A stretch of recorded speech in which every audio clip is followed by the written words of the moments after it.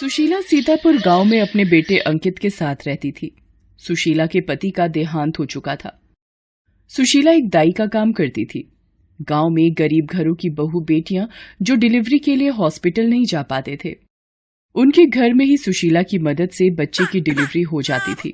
सुशीला बहुत ही समझदार दाई थी। गांव की औरतें उस पर बहुत विश्वास करती थी। एक दिन, अरे सुशीला दाई, जल्दी चलो सुमित्रा के घर। रुको, मैं अपना थैला उठा लूं। अरे रामू भैया, अंकित स्कूल से आएगा तो उसे बोल दोगे जरा, मैं सुमित्रा के घर जा रही हूँ। रोटी चटनी बनाकर रखी है, आएगा तो खा लेगा। ठीक है सुशीला बहन, बोल दूंगा। सुशीला पड़ोस के रामू को बोलकर सुमित्रा के घर चली गई।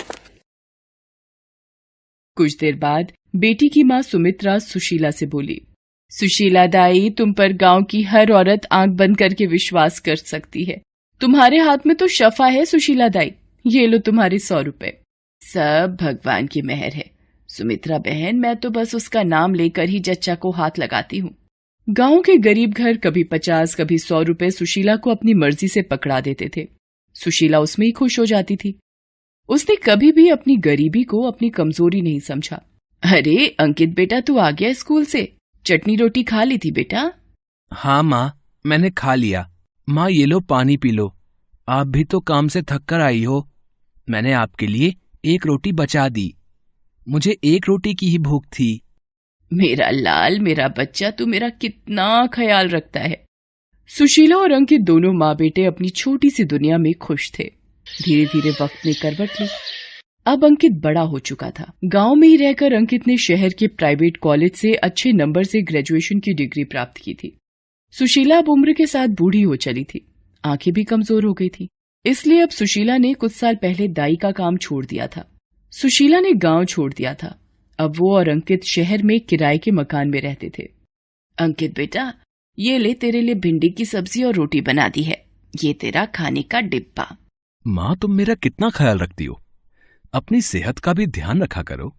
अंकित एक ऑफिस में 20,000 रुपए माह की नौकरी करता था, जिसमें से 8,000 घर का किराया और बिजली पानी अलग। बाकी जो थोड़े पैसे बचते वो घर के खर्च में लग जाते। एक दिन, देखो कल्पना, तुम मेरे बॉस की बेटी हो, वो कभी भी हमारी शादी को मंजूरी नहीं देंगे। नहीं अंकित, मैं तुमसे बहुत प्यार करती हूँ और सिर्फ तुम्ही से शादी करूंगी, वरना कुंवारी रहूंगी। कल्पना, मैं एक गरीब परिवार में पला बड़ा हूँ, जिंदगी के ऐशो आराम मैं तुम्हें नहीं दे पाऊंगा। मुझे कुछ नहीं सुनना अंकित, मैं बस तुमसे ही शादी करूंगी। जब ये बात कल्पना के पिता सुमेर चंद यानी कि अंकित के बॉस को पता चली तो उन्होंने साफ इनकार कर दिया। कल्पना, तुम्हारा दिमाग खराब हो गया है, तुम हमारे ऑफिस के एक मामूली वर्कर से शादी करना चाहती हो? अगर मेरी शादी अंकित से नहीं हुई तो मैं अपनी जान दे दूंगी पिताजी। इकलौती बेटी कल्पना की जिद के आगे सुमेर चंद कुछ नहीं कर सका और अंकित से कल्पना की शादी हो गई। शादी के बाद कल्पना अपनी ससुराल आती है। अंकित, ये पिताजी ने हमारे रूम के लिए एयर कंडीशनर भेज दिया है। वो मुझे एसी में सोने की आदत है ना? कल्पना, अभी मैं एसी का बिल नहीं दे सकता, अभी तुम ये अपने पापा को वापस भेज दो। अंकित, मेरे पापा ने ये एसी इतने प्यार से मुझे दिया है, मैं वापस नहीं भेजूंगी। अंकित कमरे से बाहर आ जाता है। अंकित बेटा, इसमें बहू की कोई गलती नहीं है, उसे इन सब चीजों की बचपन से आदत है। तू लगवा दे एसी अगर उसका मन है तो। अंकित मजबूर होकर एसी लगवा देता है। एक दिन, थैंक यू भैया, कितना बिल हुआ? जी 1280 रुपए। अंकित, आज संडे था तो ये मैंने खाने पीने की कुछ चीजें ऑर्डर की थी, 1280 रुपए देना, डिलीवरी बॉय को देना है। कल्पना, 1280 रुपए का खाना? पर आज तो माँ ने तुम्हारे लिए घर पर अपने हाथों से कचौड़ी आलू बना लिए थे ना? पर मुझे पिज्जा, बर्गर, कोक वगैरह का मन था, इसलिए मैंने ऑर्डर कर दिया। मैं माँ जी के हाथ का इतना ऑयली फूड नहीं खा सकती। कोई बात नहीं बहू, ये लो पैसे और उस लड़के को दे दो, वो कब से खड़ा है। अंकित बेटा, कोई बात नहीं, अब मंगा लिया तो गुस्सा मत हो बहू पर। कल्पना सारा दिन एसी चलाकर बैठती थी और आए दिन अंकित के पैसे खर्च करवाती रहती थी। एक दिन, क्या 10,000 रुपए? इतना बिजली का बिल? कल्पना, मैंने तुम्हें बोला था ना, सारा दिन एसी मत चलाकर बैठना, अब मैं कहाँ से बिल भरूंगा? अरे तुम चिंता क्यों कर रहे हो, मैं अभी पापा को फोन मिलाऊंगी, वो जितने मांगू उतने पैसे भेज देंगे। खबरदार अगर उन्हें एक भी फोन किया, मैंने तुम्हें पहले ही कहा था, मैं तुम्हारी फरमाइशें पूरी नहीं कर पाऊंगा। अंकित, ये क्या तरीका है बहू से बात करने का? कल्पना बेटा, हमारा सुमेर चंद जी से यूं पैसे मांगना अच्छी बात नहीं। अब तुम हमारी जिम्मेदारी हो। कल्पना गुस्से में अपने कमरे में चली जाती है। कुछ दिन बाद, क्या हुआ कल्पना, तबीयत तो ठीक है ना बहू? नहीं, थोड़ा जी घबरा रहा है। डॉक्टर का अपॉइंटमेंट लिया है, वहीं जा रही हूँ। ला, जरा मैं तेरी नब्ज देखूं, सब ठीक तो है? कोई और बात ना हो। माँ जी, ये नब्ज वगैरह देखना आप जैसे पुराने लोगों का ही काम है। मैं डॉक्टर के पास जा रही हूँ। अंकित, मुझे 2000 रुपए दो जरा। सुशीला अंकित को इशारे से चुप करा देती है। अंकित कल्पना को 2000 रुपए दे देता है। कल्पना को पता चलता है कि वो माँ बनने वाली है। ये सुनकर सुशीला और अंकित भी बहुत खुश होते हैं। कल्पना अपने पिता सुमेर चंद से मिलने अपने मायके जाती है। कल्पना बेटी, अंकित बहुत ही मेहनती लड़का है। उसने मेरे आधे शेयर लेने से भी मना कर दिया। वो खुद कमाकर तुम्हें सारी खुशियां देना चाहता है। तुम्हारी सास भी बहुत नेक दिल है। अब तो माँ बनने वाली है, इसलिए खुश रहा कर। सुशीला हाथ खींचा होने पर भी कल्पना को खाने पीने की कोई कमी नहीं रखती थी। अपने बजट से बाहर अंकित भी पैसे खर्च कर देता था, पर कल्पना फिर भी खुश नहीं होती थी। जुलाई अगस्त का मानसून तेजी पर था। रोजाना मूसलाधार बारिश हो रही थी। एक दिन, अरे अंकित बेटा, बारिश तो रुकने का नाम ही नहीं ले रही है। रात के 11 बज रहे हैं। बिजली के शायद कहीं तारे टूटी हैं, तभी बहुत देर से लाइट गई हुई है।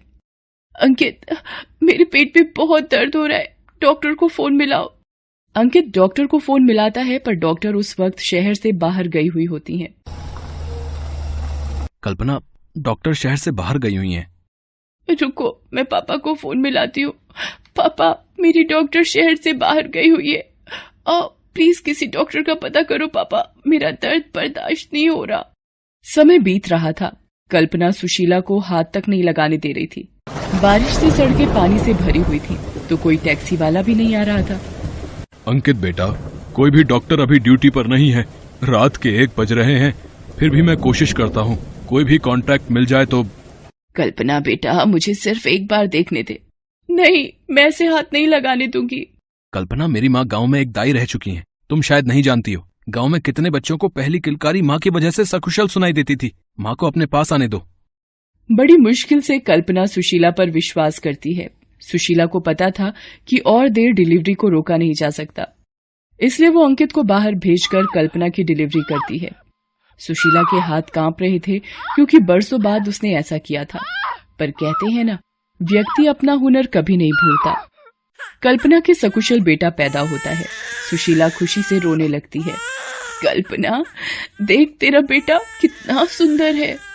माँ जी बधाई हो, आप दादी बन गई। अंकित भी बेटे को देख खुशी से फूला नहीं समाता। तभी सुमेर चंद डॉक्टर को लेकर आ जाता है। पापा, आप नाना बन गए। सुशीला आंटी, आपने मुझे पहचाना? मैं वो कांता देवी की बड़ी बेटी मुस्कान। आपने ही मेरे भाई के वक्त माँ की डिलीवरी की थी जब हम गांव में थे। हाँ बेटी, मुझे याद है। उनका बच्चा पेट में उल्टा हो गया था। अब कैसा है तुम्हारा छोटा भाई? अब तो वो इंजीनियर बन गया है। ये आपकी बहू है, बधाई हो आप सबको। सुशीला आंटी, जब डिलीवरी के वक्त हो तो समझ जाइए आप बिल्कुल सही हाथों में हो। ये सब सुनकर कल्पना शर्मिंदा हो गई। माँ जी, मुझे माफ कर दीजिए, मैंने आप पर विश्वास नहीं किया। उस दिन सच में कल्पना को समझ आ गया था कि हमें हर परिस्थिति में खुश रहना आना चाहिए, और व्यक्ति अपनी सोच से बड़ा बनता है, न कि दिखावे से। गरीब सास अमीर बहू का फर्क अब कल्पना के दिल और दिमाग से हट चुका था, और अब वो अपनी ससुराल में खुशी खुशी रहने लगी।